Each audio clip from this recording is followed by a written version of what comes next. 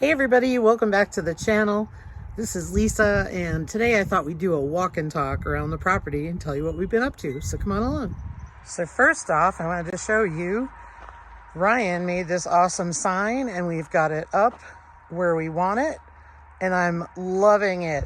And it was completely free, except for the black paint to spray the letters, but so cool. Over here, we've got some fall golden raspberries. I don't know if we're gonna get any, but the bees have certainly been happy. And we've had warm temps, warmer than average lately, so hopefully we will get some. Hi, Lucy. Over here, we have some butterbush squash, waiting for them to all mature. I'd say this one is the closest, but we still got a ways to go. And then we've got 2 or 3 hanging down here.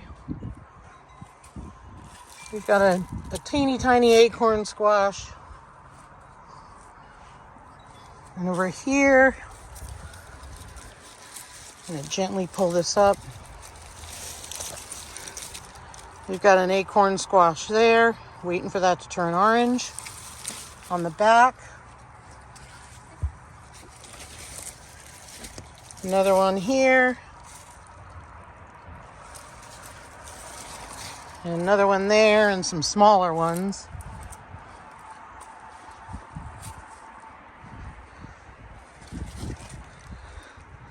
We've got some more buttercup growing, really small. There is a bigger one right there in the middle. This garden is done. We've given it to the chickens so they can have their fun with it. Have some leeks growing in here. They didn't grow in here as well as the overflow garden, so I'm going to leave them for a bit. We finally tossed the greenhouse. And then in here, I have bok choy and spinach and cabbage as an experiment to see how that goes. So stay tuned for that. So far, they're doing great. They were planted on September 1st, and they're doing amazing. In the overflow garden, this is just a weedy mess at this point. We've got a couple heads of cabbage left over. We've got some cabbage I left as what I call attack cabbage because the grasshoppers have been eating those. And over here, we've got broccoli still coming on. And next to the broccoli, we have Brussels sprouts coming on. So these are all Brussels sprouts. At this point, they're looking really good. I've got to get some water down to them today, but they're doing fairly well. And look at this. Look at this. So we got Eleanor, Willie, Fiona, Johnny, and a chicken. Oh. And they're doing great. Here is what is not so great. I don't know if you can see that fence. It's got more waves in it than the ocean.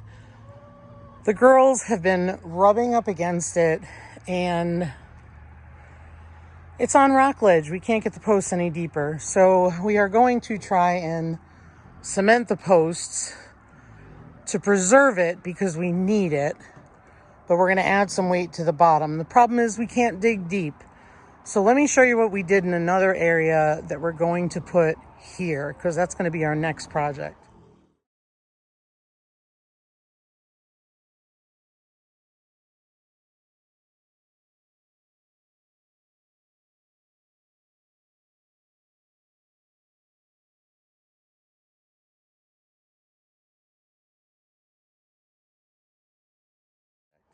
Hi, Johnny.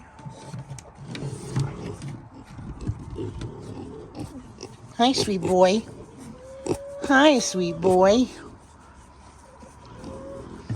Yeah. Hello, sweet boy. Hello. This was the boys' fence, and what we did was we made forms poured a lot of concrete in and left the forms because when we get our changes in temperature, we didn't want the concrete breaking or being rubbed on by the pigs, so we left the boards up, which I think is what we're going to do on the other fence. And we did that in 2 spots. I know it's kind of hard to see with my shadow. So right there. And it's really helped to straighten up the fence in a place where you can see it's about a foot of erosion on that side compared to this side. So hopefully that will work. And then of course we're still going to leave the electric so Grant is not pushing on the fence either. We're about out of grazing for the girls. They don't graze near as much as the boys. So that's been good. Let's go down and see the boys.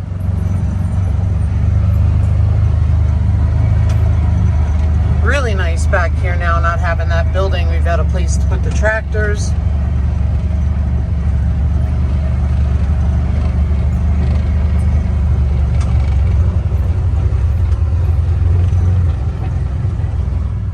So the boys were on this piece first, and it's grown up a bit.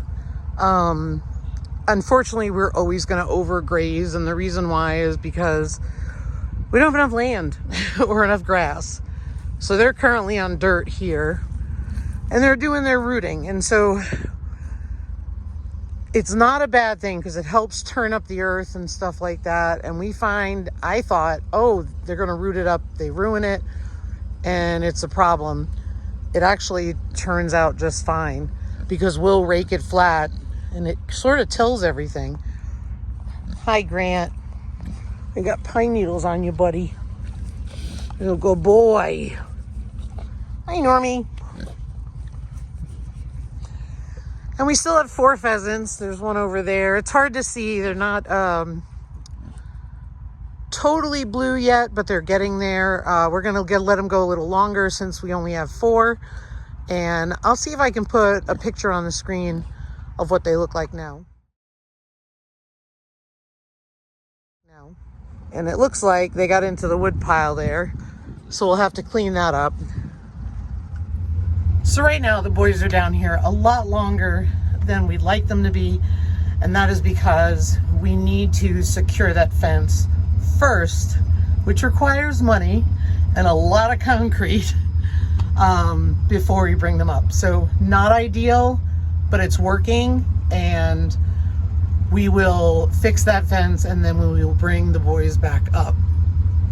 So those are the logs from the tree that we had to cut down that died earlier this summer, and we're hoping to see if somebody will come take them. They are not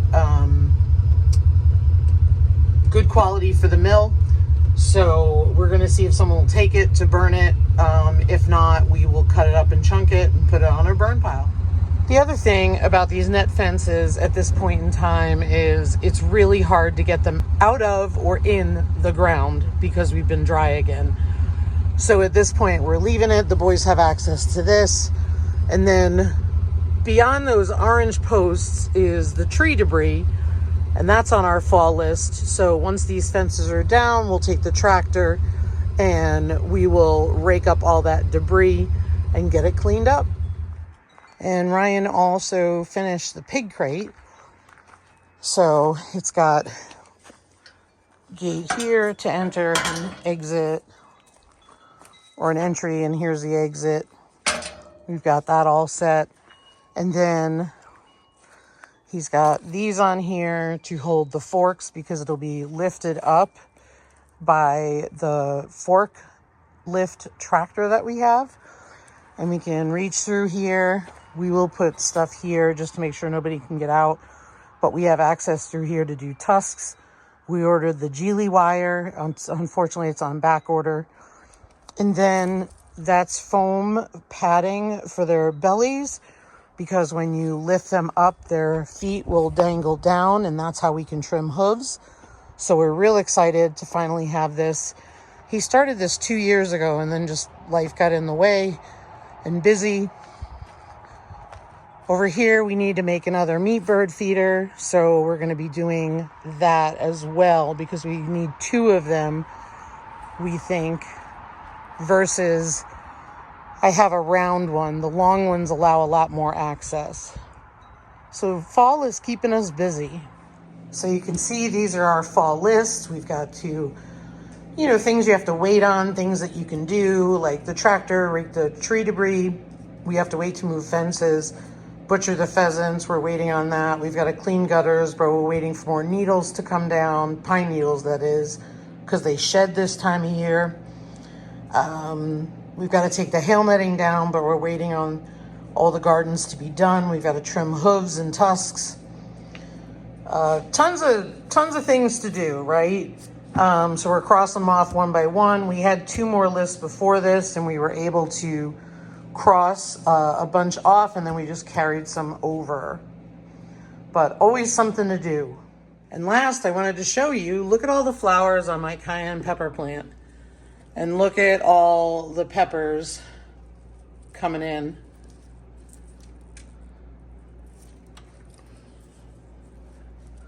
So it's pretty cool. And the rosemary still looks the same size, but we'll see how it goes. So fall is always a busy time because it's delightful weather to work in. So we try to get stuff done. The one thing I forgot to mention is if you have pigs, you get this, but the little pigs need a separate area to eat in. So stay tuned for that. As soon as we can get to it, we're going to do that. And we're going to take 2 farm gates and extend off of the sow gate area. So that way we can let the 2 pit littles into the gate area to eat and then let them back out when they're done. Otherwise the sows will eat all their food. It's crazy. Pigs are like each man for himself, let me tell you. And so stay tuned for that, like I said, but thanks for watching, everybody. Have a great day. Take care.